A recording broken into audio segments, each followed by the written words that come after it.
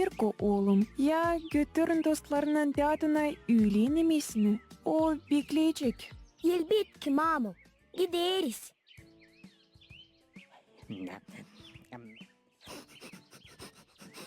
Bob, ne kamil koku gelir o sepetten Pirko. Yarama Pirko. Neler sanki Mamon oraya koydu. Neler koydu? Yetiştiğinden cadı ya. Göreceğiz. Cadına yetişince koca yol var.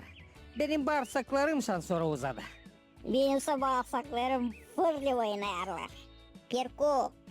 Ya dur ulan. Aç o sepedin hadi bakalım bari. Ne sen? Kelepircik. Sadece bakacaksın mı? Göreyim, inanmayacağım. Gözümüzün kenarından sadece bakacağız Kalinacık. Dostlar, olsun hesabınız da şansora yetişiriz.